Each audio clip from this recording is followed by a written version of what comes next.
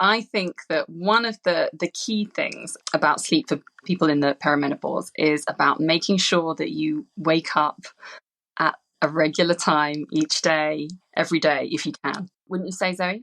Yeah, absolutely. I think regularity is so important. And I think my tip would be to think about things that you're doing in the day. We know it is the phase of life where people do reduce their activity. So the average step count reduces over the perimenopause. And these things just happen naturally. But that, again, it will impact on your sleep. And we know that exercise and activity can help boost the sleep drive, and it can lead to a much better night's sleep. Welcome to This is Perimenopause, the podcast where we delve into the transformative journey of perimenopause and beyond. I'm one of your hosts, Mikkel. And I'm your other host, Michelle. And we know firsthand how confusing, overwhelming, and downright lonely this phase of life can be. Join us as we share real-life stories and expert advice to help you navigate this journey and advocate for your best health. We used to think menopause signaled an end, but really, it's just the beginning. We are so excited to have Dr. Maja Schaedel and Dr. Zoe Schaedel on our podcast today. Maja is a clinical psychologist and Zoe is a general practitioner.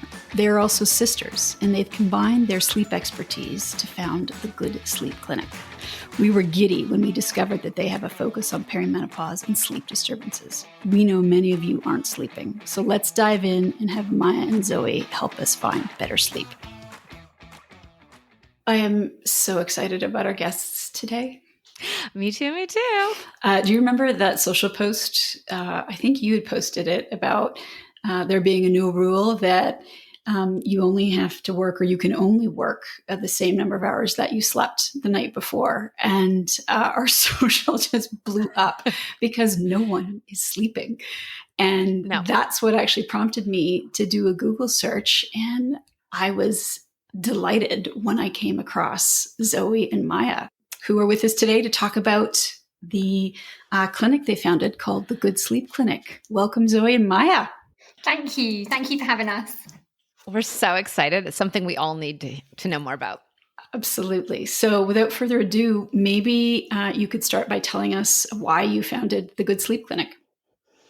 Yeah, sure. Well, Zoe and I were working in very different places. So I'm a clinical psychologist and Zoe's a GP. And I was working in a sleep disorder center as part of my job. And it was in this big hospital in Sussex in England. And there was this sleep disorder center that used to offer a really good program to people who had insomnia. But there was such a huge waiting list and it was really, really hard because we'd have so many referrals and we wouldn't be able to offer the treatment that we really wanted to there just wasn't enough. And I was speaking to Zoe about this because Zoe, as a GP, saw so many people with insomnia. And I'd often speak to her about how to manage the kind of medication withdrawal type questions as well. So one of the things that we talk about is, how often people get quite stuck on their sleep medication. And I'd be speaking to Zoe about this. And we realized after just discussing it a lot that actually we were both seeing so much of a sleep problem that just wasn't being touched really. And I don't know if it's the same in Canada, but in the UK, it's a little bit tricky with sleep because on the one hand, you have a kind of mental health offering. So if you had anxiety or depression, you'd go down the kind of mental health route. But if you had a sleep problem like sleep apnea or restless leg syndrome or one of the kind of more medical sleep problems, you might be referred to a sleep disorder clinic. And there was this massive group of people who just couldn't sleep, who had a diagnosis of insomnia, but there just wasn't the treatment for them at all. And it was kind of confusing because we knew that there was this brilliant evidence base that said that actually there's stuff that really, really works. So we thought this is crazy. We need to be able to make this more accessible. And we got our heads together and we founded the Good Sleep Clinic. And I just remember we spent a long time really mulling it over. We used to go for these long walks. We both had we had babies at the time actually, and bless our dad, he would look after our babies as we would go walking around the fields and brainstorming, and then we'd come home and do post-it notes on the wall, and then we'd hear a baby crying and mum and dad would be like, it's fine, we've got them, it's all good. And That's amazing. yeah, so that was how That's it was kind of amazing. founded. I love it. That's awesome. We wanted there to be a really big focus on evidence-based treatment. So we were really wanting to say, look, this is what's on offer. This is what we know works. And actually, it doesn't take that long to do.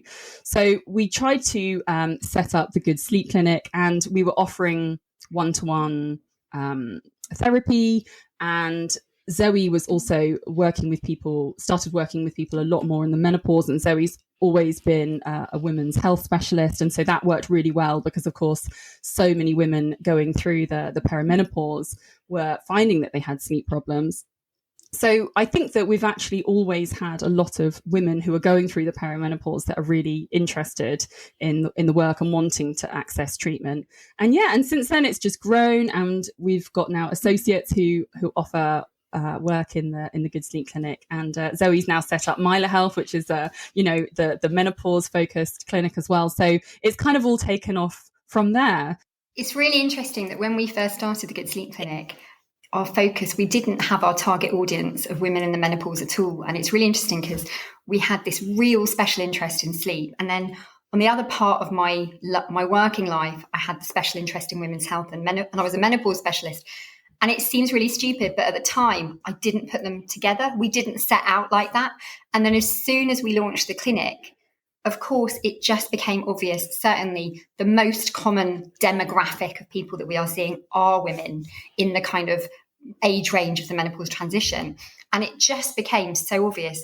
Why is there not a better solution for these people? That really became quite a focus for us. And as Maja said, I also now set up Maja Health, which is where we can give more of the kind of hormonal treatments and things like that. So not necessarily so sleep specific, but it just means we kind of can approach it from lots of different angles.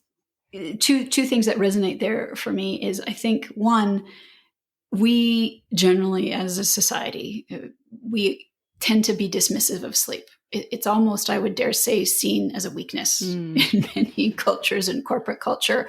Two parts to this question. Why is that? Why do you think we're so dismissive of sleep is the one part. And also, to your point, why do we know so little about menopause, and why has it taken the two of you to figure out that there needs to be a specific program and no one else has done this before?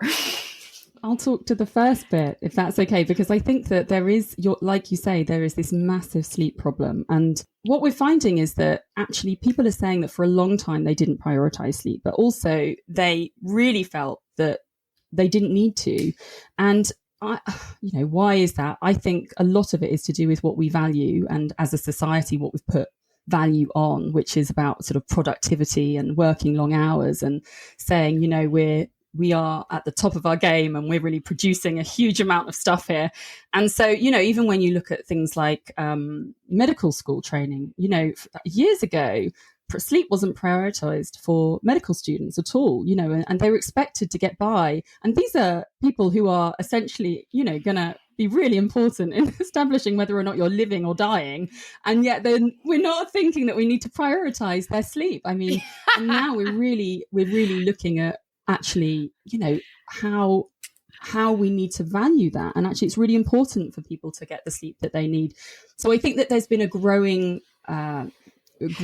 research that's come out actually looking at why it's so important. And of course, now we understand that it's now linked to all sorts of really massive health concerns and poor health outcomes like cardiovascular disease and cancer and dementia.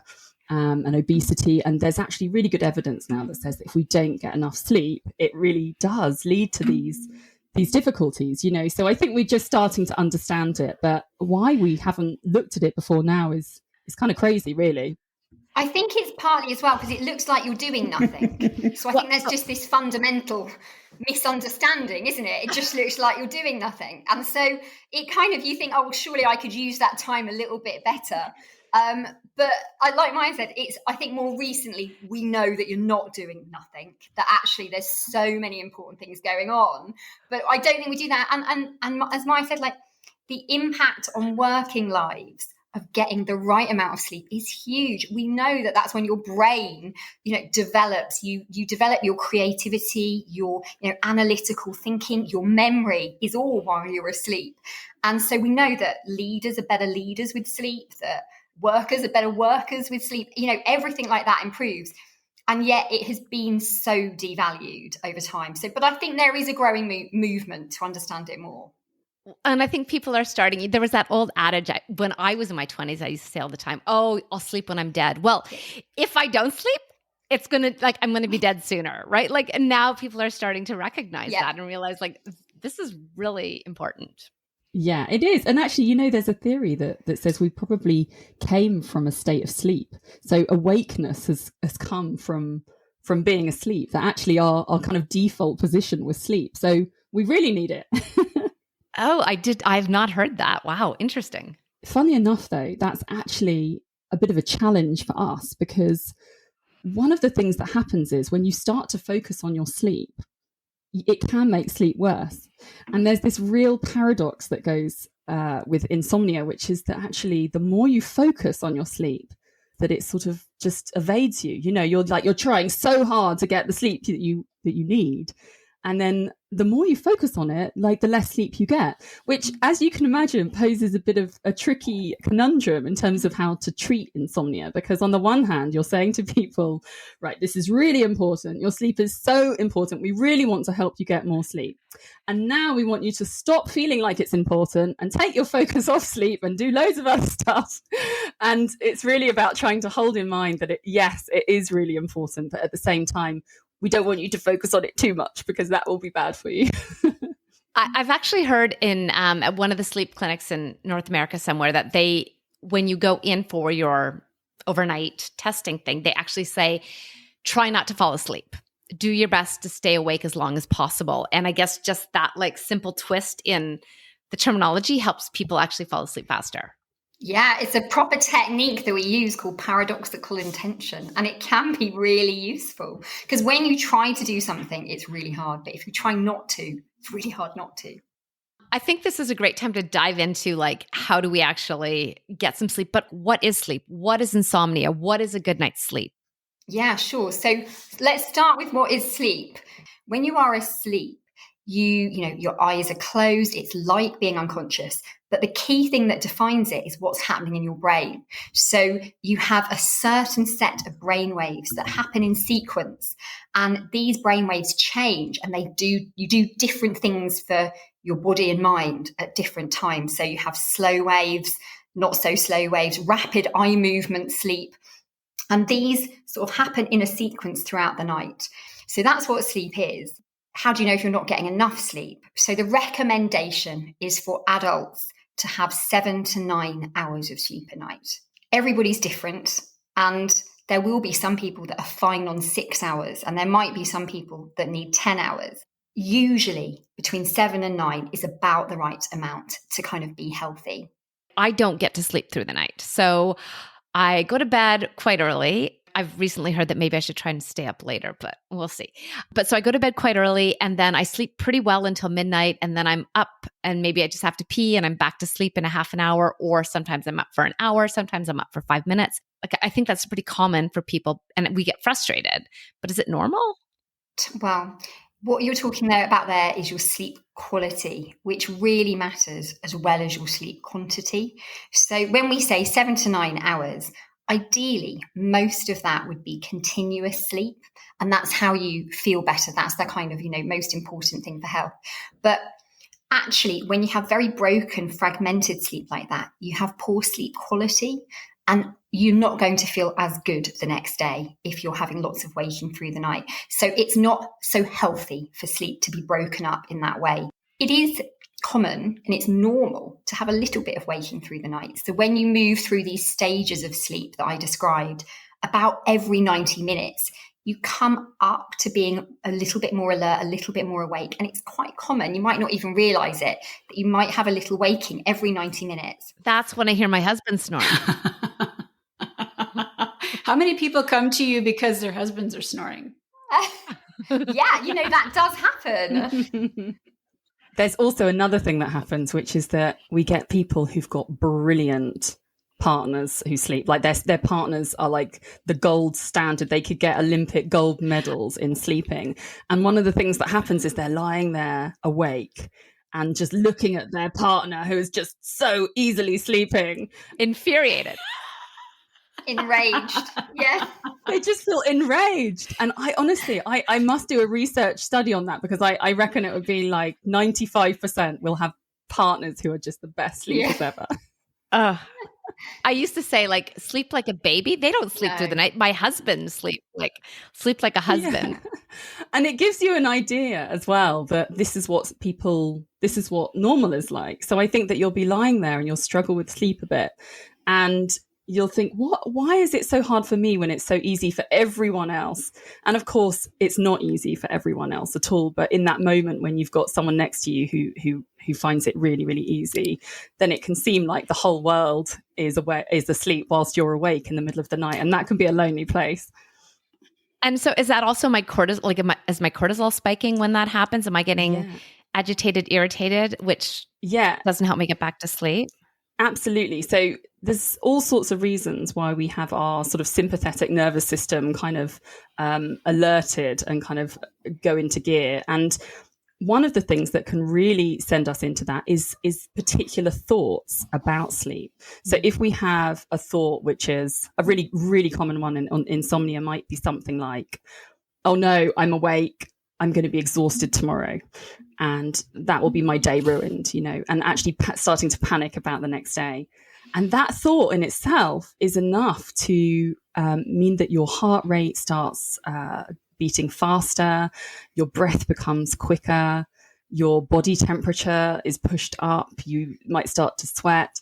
And of course, these are all normal reactions to that kind of fight, flight, freeze response that we would see when we're sensing that there's a threat or danger around, when of course the threat or danger is not like a bear that's creeping around the corner. It's essentially that we can't sleep. So in those moments we try, and one part of the treatment is trying to encourage people to do something differently, instead of getting kind of caught up in those thoughts and allowing yourself to be drawn into that kind of fear position. It's sort of almost about stepping outside of that and doing something a bit different. Mikkel, I don't know if you want to ask, but I'm dying. Like, what do we do? Yeah. So what do we do? And I think I also want to ask, what do we do for that circumstance? But if I could share what was happening to me in my early 40s, I was 42. And I'd had some issues with insomnia in my 20s, and I knew all the tricks. I can wake up anywhere and not look at a clock or a phone. I know all the rules and I follow them. I'm the gold star girl when it comes to, health rules. But when I was 42, I would wake up and I didn't even have time to have the thought about, oh my God, I'm not going to get a good night's sleep. It was like I had been plugged into an electrical socket and could run 12 marathons and not be able to get back to sleep. So at 2 a.m. So I learned thereafter that that's probably perimenopause, but please tell us. That's what I was going to come in. And I think that's where the perimenopause is showing itself. And this is what we see all the time. And this is where the perimenopause is so frustrating for sleep. So we think something like 60 to 80% of women are affected, their sleep is affected when they go through this time. And the tricky thing is there's quite a lot about perimenopause that can affect sleep. And it's sometimes hard to know exactly what it is. But sometimes, for instance, it's obvious that it's some of the symptoms of perimenopause. So if you're having hot flushes and night sweats and you wake up and you can feel that surge of heat or you're sweating, it's sort of obvious what's waking you, right? Mm-hmm. And that's really common. That might be going wrong. But I think what's harder is when you don't necessarily have those symptoms and the waking just comes out of the blue. And sometimes this can be the first symptom of perimenopause. And we know that the variation in hormones, exactly. I was raising my hand. The variation, yes. The variations in hormones can really impact on sleep, even in the absence of the other symptoms. So estrogen and progesterone contribute to healthy sleep and healthy brain function. And when the estrogen starts to vary and drop, we see more wakings, the sleep quality reduces. Actually, we know if we study the sleep itself, the sleep architecture changes and we get less deep sleep really quickly. Early on in the perimenopause, this can happen. So it feels as though it's something you can't control almost, and it's often really hard to know what's causing it. but there is all sorts of things that we can do about it. So what do we do? Please tell us. Yeah. So I guess part of it is thinking about the whole hormonal profile. So is it, always think, is there other causes? So you always want to look and see, is there something else causing you to wake up? Is there anything else going wrong with health? Is there sleep apnea or restless legs or something like Maja has said? So it's always worth considering those things. But then we look at that whole perimenopause picture. Are there any other symptoms you're experiencing? Is it actually linked to an increase in anxiety or mood disturbance? Because often the mood becomes flatter, the anxiety goes up, and you get that cortisol sympathetic nervous system activation. So it's taking a really holistic picture. Is it because you need to get up for a wee at night? What is going on? And I think part of that is thinking about treatment options. And we do need to think about treating symptoms of perimenopause with something like hormone replacement therapy. If someone doesn't have a contraindication, if they are willing to, if they'd like to try it, it can be really effective. So we know it will usually solve hot flushes and night sweats. So if that's what's causing it, this can be a fairly easy fix. But it can also, even if you're not having any of those symptoms, really improve the sleep quality and quantity. So that's always something we would look to try if someone was willing and able to try first. If that isn't suitable, or if someone doesn't want to try it, or there's perhaps a history of breast cancer or something like that, where usually HRT is contraindicated, then there's other techniques we can use. So I think Maja will talk a little bit about cognitive behavioural therapy for insomnia, but this can be really effective, even when hormones are causing the problem, right? You think, well, if my hormones are going wrong, how can this help? But actually, we know we've got loads of studies, and we know from using it ourselves, the techniques that you can use are really effective for women in the perimenopause. It can really help. So it might not stop you waking, but it can make it a lot easier going back to sleep. You know what I really, really want to know, though, is if I'm up at 5 a.m. and I know that my alarm is going to go off at 6, like if I fall back asleep, I feel like I'm just in the deepest sleep of my life, but then I wake up and I'm groggy for like quite a while afterwards. So should I be getting up at 5 instead of trying to get back to sleep? Or what do we do in that situation? Okay, so I think this is a bigger question. So in that situation, I think you've got those options, haven't you? And it will depend a little bit about what's going on, what your situation is, how you're feeling at that time. But if you really can fall back to sleep, that sort of nice feeling of being able to go back to sleep, not having to start the day quite so early, might well be worth the payoff for that feeling later when you wake up, which we call sleep inertia. And that sleep inertia, actually, which is more significant in women and more significant in the perimenopause, like a lot of things, where you really feel groggy and drowsy when you get up.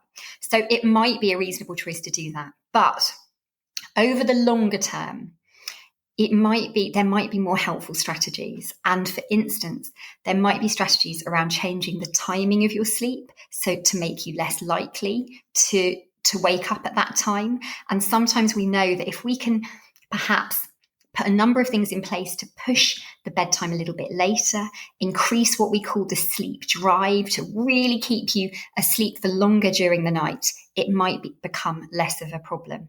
I think what's really important, and what we really don't want to happen too much, is lying awake for a long time in bed and stressing about it.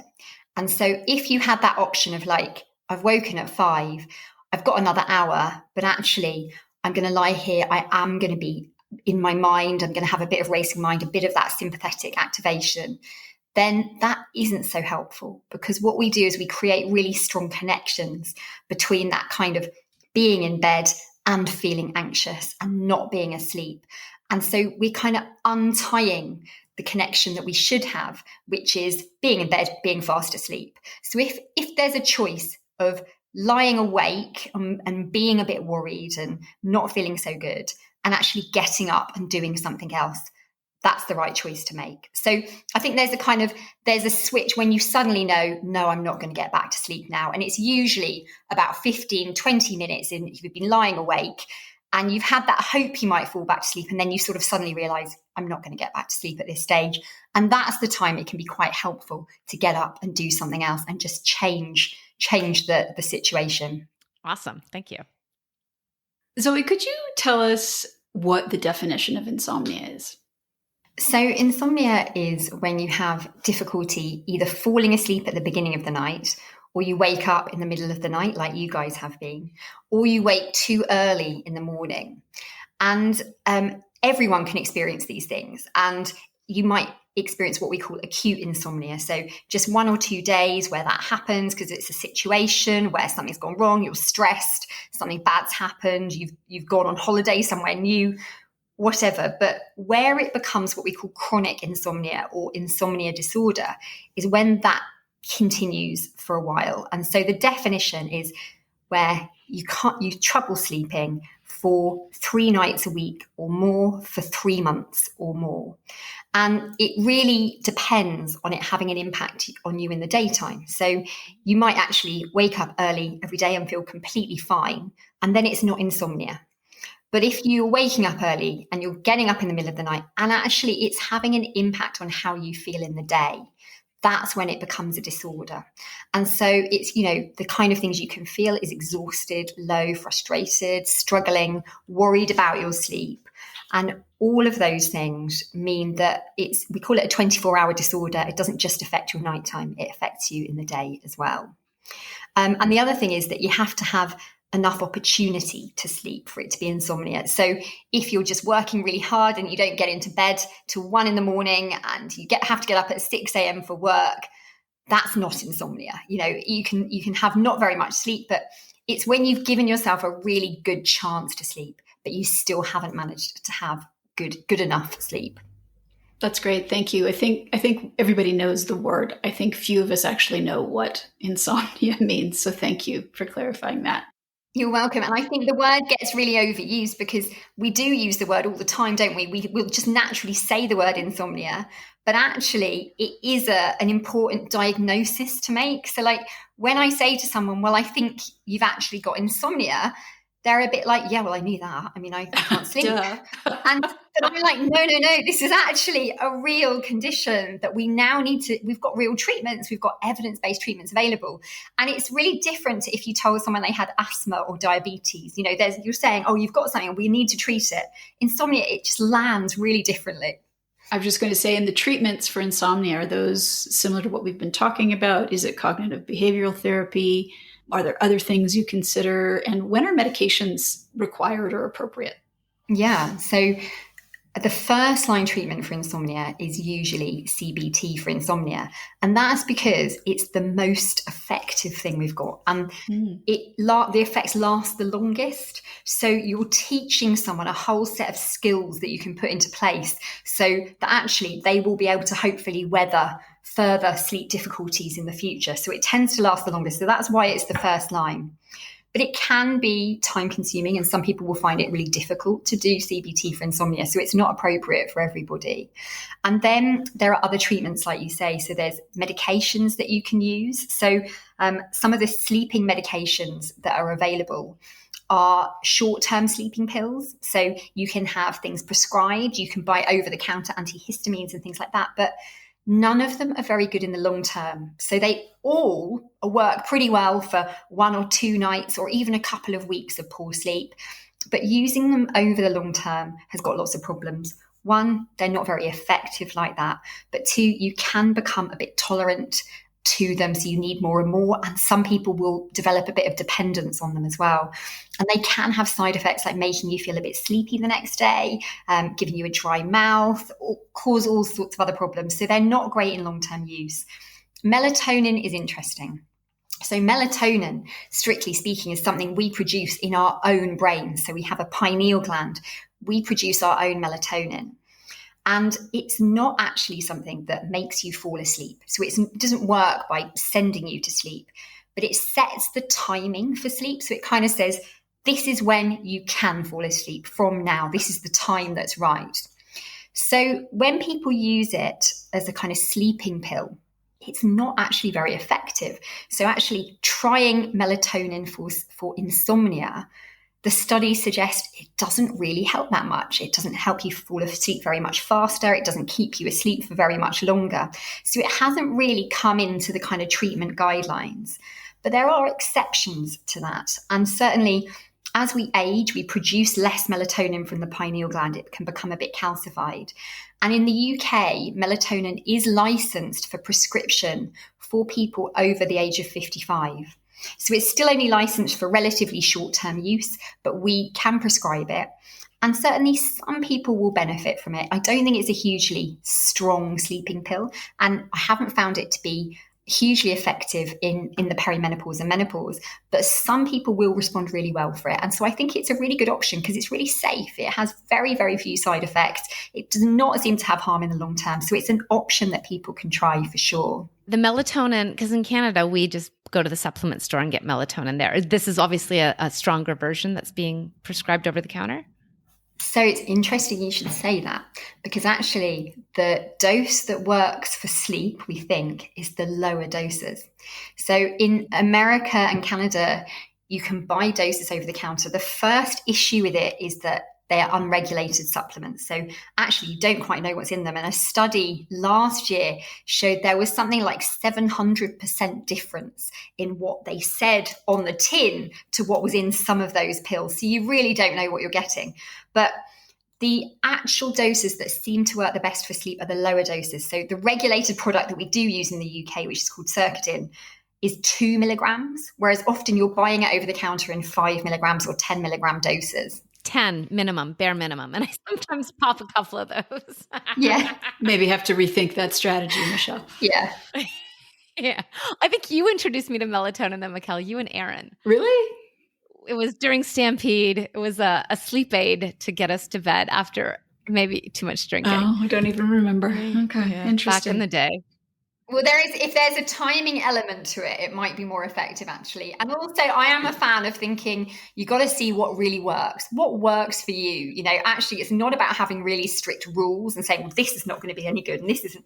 It's about trying things and seeing what works for you. And there's all sorts of medications we can use for sleep. You know, for the right person in the right situation, you can try different things and try and help. But the reason we go to CBTI first is because, like I said, it's actually more effective and lasts longer than most of these medications that we're talking about. So that's why we tend to go for that first.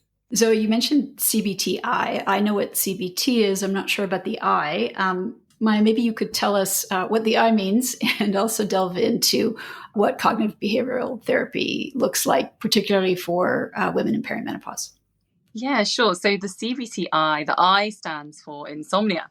So this is a special protocol for insomnia. And, like other CBTI programs, there's very much a focus on changing behavior and changing how we feel by changing our actions and what we're doing from day to day, but also by targeting how we think, what we think, and the way we engage with our thoughts as well. So I think that we're trying to target both the kind of cognitive side and the behavioral side, as we know that the way we think and the particular thoughts that we have around sleep can have a massive impact on how we feel.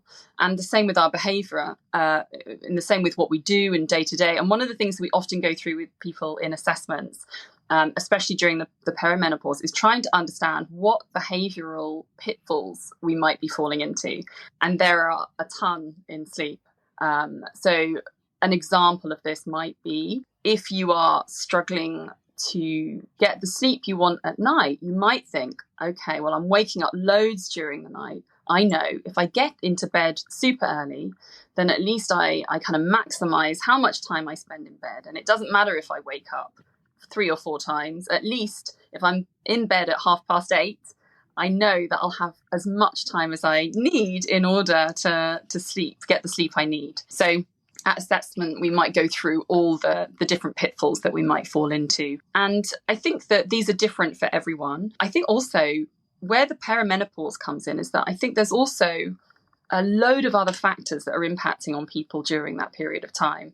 One of the things I would say about CBTI is that it works, but it's not an easy thing to do, actually.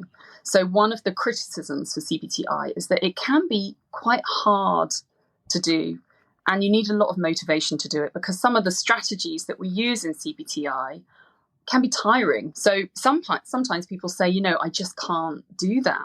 And I think the perimenopause is a time where I've had more people describe a complete exhaustion more than at any other time. And I think that's because of everything else that's going on.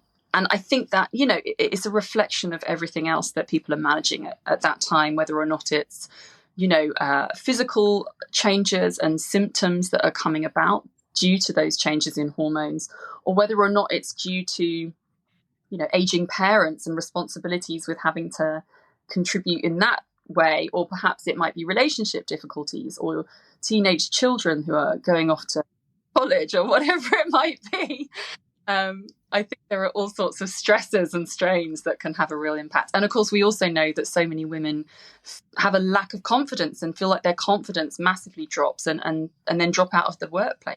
So I think there's so many different challenges during that period of time that it can make embarking on CBTI quite difficult. And so sometimes we have people who've read the self-help manuals and they've said, I've tried it a little bit, it didn't work for me, I'm not a massive fan.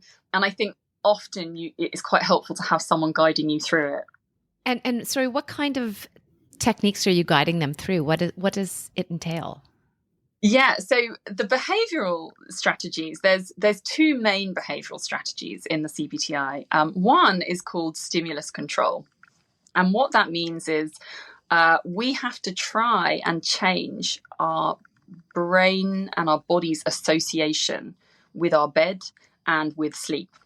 So, generally speaking, what you would really want to happen is you feel tired, you go up to your bed, you get into bed, and your brain says, bed, that's lovely. This is the place that I sleep. And that association would mean that you find it easy to fall asleep. And what happens often in insomnia is that we develop these new associations, which are more like, oh no, my bed, this is the place that I'm up for hours and I don't feel good in this place and I'm anxious in this place. And also we then start to do other things in that space as well. So we might work on our bed, or we might watch TV, and we might chat, and we might eat, and we might do all sorts of things in our bed. And often we might lie in bed awake for hours, just either on our phones or just worrying and thinking through how awful it's going to be tomorrow when I haven't slept. Your brain starts to make those connections. So stimulus control is about addressing those connections and saying, we're only going to sleep in bed or have sex. So we try to make sure that every other activity that you're doing happens outside of the bed. And that means that if you're awake for longer than about 15 to 20 minutes in the middle of the night, we encourage people to get up and go into a different space. And that's for several different reasons. Firstly, it allows your sympathetic nervous system to calm down. If you're reading a book in another space, it can be really hard to actually come down from that place of panic and worry. So actually just changing the scene, mixing it up a bit, going into another room, reading a book can be a really great way of actually calming that reaction. But also it minimizes how much time you're spending in your bed awake. And again, it's coming back to that, really trying to reestablish the connection between your bed and sleep. And then the other big one, which I mentioned earlier, is sleep consolidation or sleep restriction. But if you're keeping me from my bed and say, well, stay up later, I'm going to sit on the couch and I'm going to fall asleep there. Yeah, and that is the challenge. There's no getting away from the fact that that can be a real challenge, especially, if you're someone who, wants to go to bed earlier. Staying awake in the evening is really hard.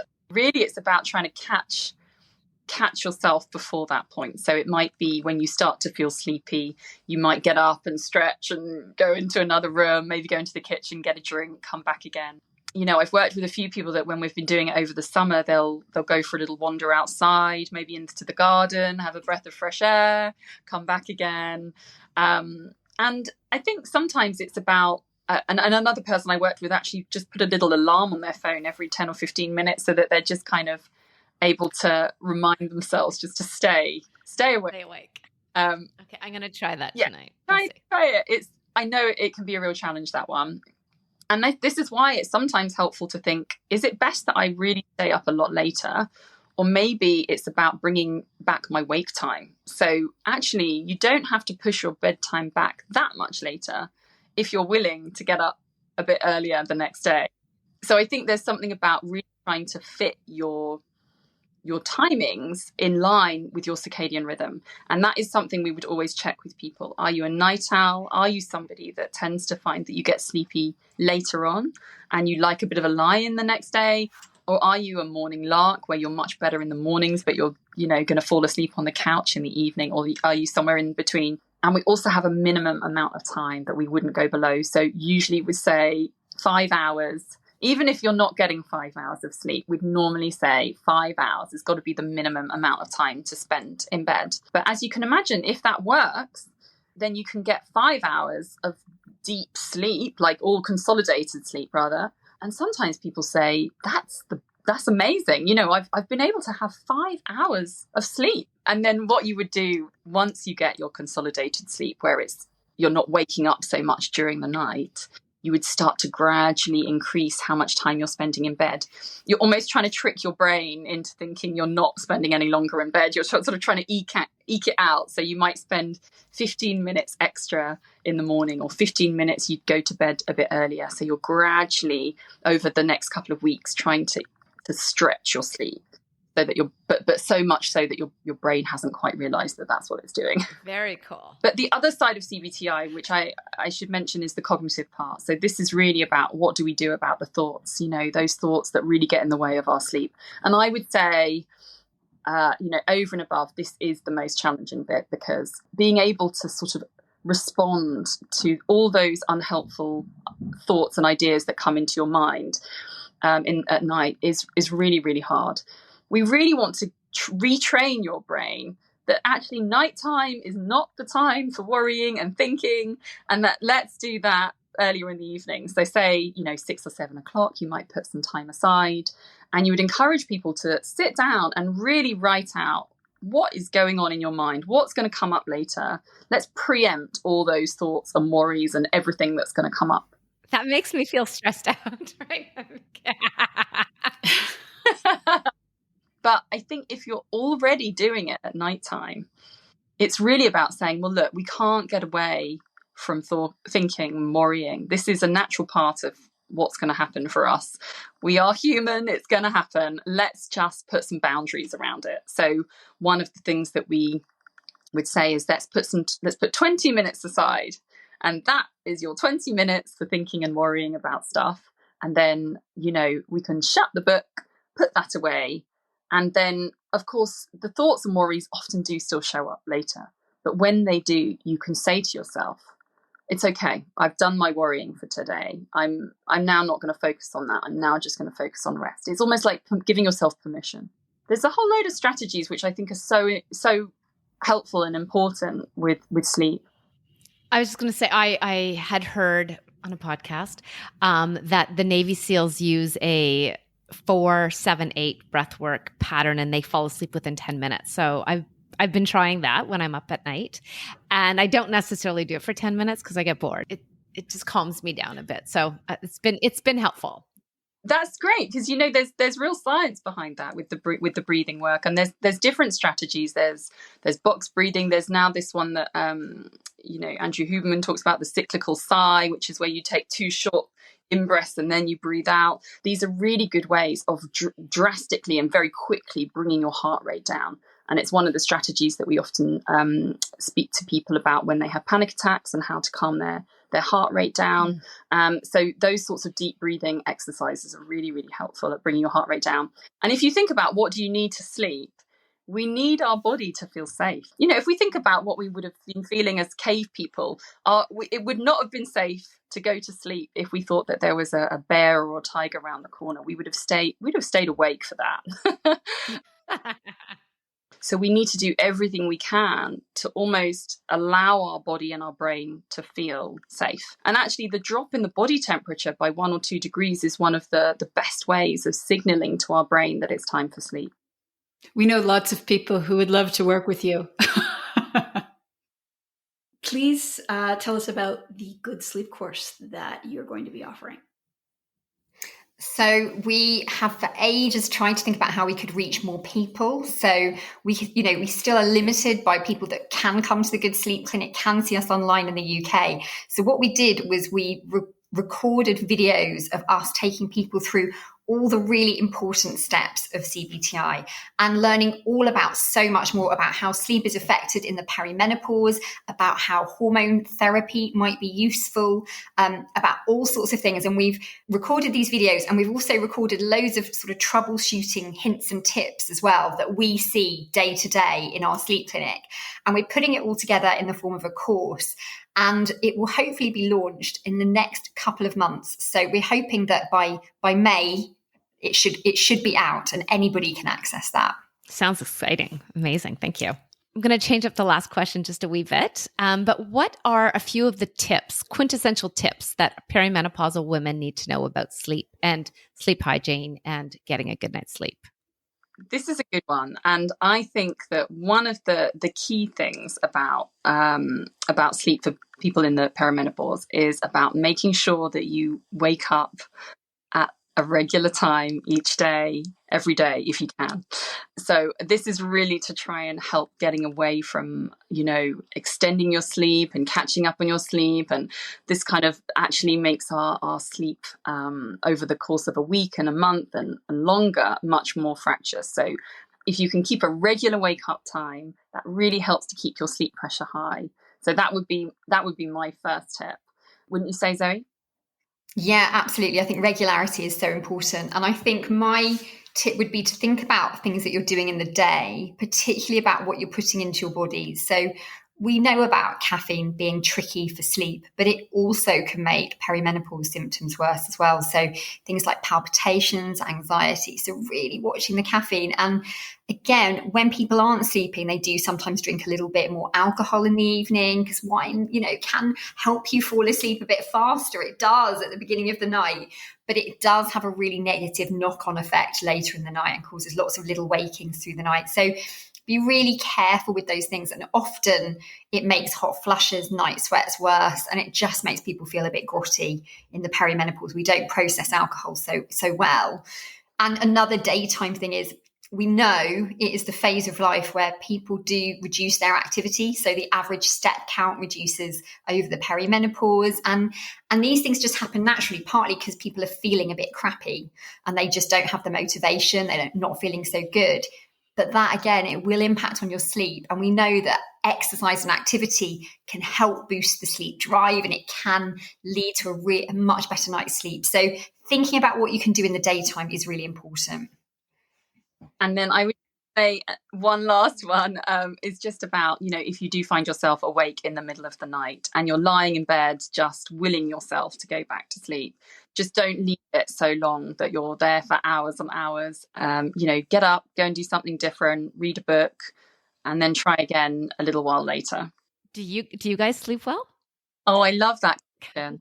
I do sleep well, but I have one experience of insomnia when I was when I just had my first child, and I remember it so clearly because it only lasted a few days, but it was the pressure to go back to sleep before she woke up again. It just built and built and built, and I was like, I've got to go back to sleep. And I just found that pressure was just so great. And at the end, I stayed awake the whole night, and then the next night and the next night, until I essentially was able to somehow fix my way of thinking. And I sort of allowed myself to take the pressure off. I said, if you don't get out of your pajamas tomorrow, then it's okay. Don't worry about being on form. Just get through. Just be good enough tomorrow. I generally sleep well, but I do have nights where I don't. And weirdly, I actually get a bit excited when that happens because I think, now I can try out my new technique. And so I literally will be like, right, bring on the breathing, bring on the body scan, and actually it gives me an opportunity to practice things. So I sort of don't mind it. That's amazing. Thank you both so much. This has been fantastic. Thank you for having us. I think we have to have you back. Yeah, can we talk for 10 more hours? Oh, we'd love to. We'd love to come back. Thank you. Thanks so much for listening to the show.